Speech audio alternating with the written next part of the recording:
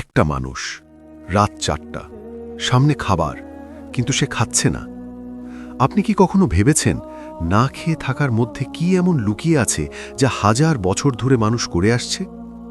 আধুনিক বিজ্ঞানীরা বলছেন মানুষের শরীর না খেয়ে থাকলে ভেতরে এমন কিছু ঘটে যা কোনো ডাক্তারের ওষুধও পারে না। আর মুসলমানরা এই রহস্যটা পালন করে আসছে 1400 বছর ধরে।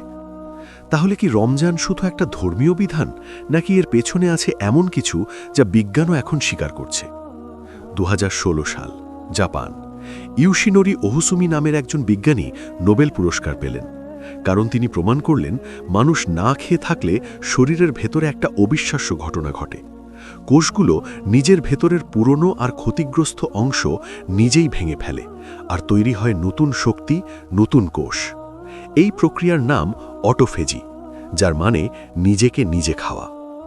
গবেষকরা বলছেন এই অটোফেজি ক্যান্সার, আলঝেইমার আর ডায়াবেটিসের বিরুদ্ধে শরীরের ভেতর থেকে ঢাল তৈরি করে। আর রমজানের রোজায় প্রতিদিন 14 থেকে 18 ঘন্টা উপবাসে ঠিক এই অটোফেজি সক্রিয় হয়। হাজার বছর আগে আল্লাহ যে বিধান দিলেন, বিজ্ঞান সেটার প্রমাণ খুঁজে পেল মাত্র কয়েক দশক আগে। কিন্তু বিজ্ঞান তো শুধু শরীরের কথা বলে, মনের কথা কে বলবে? একটু ভাবুন তো, আজকের দিনে সকাল থেকে রাত পর্যন্ত কতটা প্রলোভন আমাদের ঘিরে থাকে। ফোনের নোটিফিকেশন, বিজ্ঞাপন, সোশ্যাল মিডিয়া, সবকিছু একটাই কথা বলছে, নাও, খাও, উপভোগ করো। কিন্তু রমজানে আমরা শিখি না বলতে, শুধু খাবারকে না নয়, রাগকে না, মিথ্যাকে না, হিংসাকে না। মনোবিজ্ঞানীরা বলেন মানুষের সবচেয়ে বড় সমস্যা হল তাৎক্ষণিক ইচ্ছার কাছে হেরে যাওয়া। রোজা প্রতিদিন সেই দুর্বলতাকে চ্যালেঞ্জ করে, আর প্রতিদিন সন্ধ্যায় ইফতারের মুহূর্তে আমরা জিতি। ইফতারের ঠিক আগের 1 মিনিটের কথা মনে আছে? পানির গ্লাস হাতে, চোখ ঘড়িতে। সেই মুহূর্তে একটু পানির চুমুক যে আনন্দ দেয়, 5 তারা হোটেলের কোনো খাবারও তা পারে না। রোজা আমাদের শিখিয়ে দেয় কৃতজ্ঞতা কাকে বলে। 1 চুমুক পানির মধ্যেও লুকিয়ে আছে আল্লাহর অসীম নিয়ামত। পৃথিবীতে এমন কোনো উৎসব আছে কি যেখানে বিলিয়নিয়ার আর রিক্সা চালক একইভাবে সারাদিন না খেয়ে থাকে?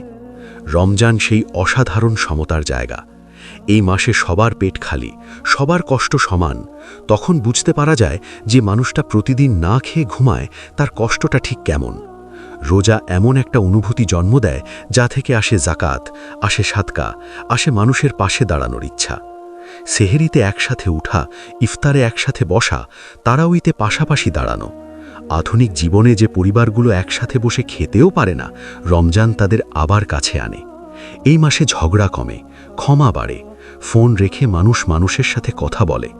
রমজান একটা ডিজিটাল ডিটক্স নয়, এটা আত্মার ডিটক্স।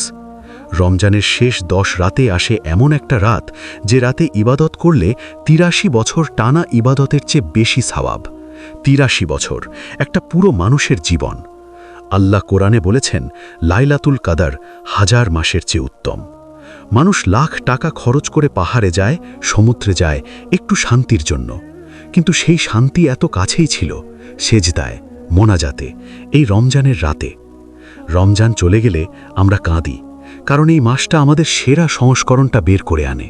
ফাজারে উঠি, কোরআন পড়ি, মানুষকে ভালোবাসি, দান করি, ক্ষমা করি।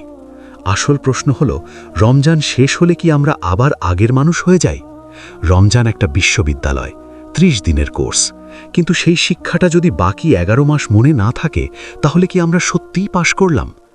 এই রমজানে একটাই সংকল্প নিন, রমজানের পরেও নিজেকে ধরে রাখব, একটু ভালো মানুষ হব, একটু বেশি কৃতজ্ঞ থাকব। রমজান মুবারক। আল্লাহ আমাদের সবাইকে এই মাস থেকে উপকৃত করুন।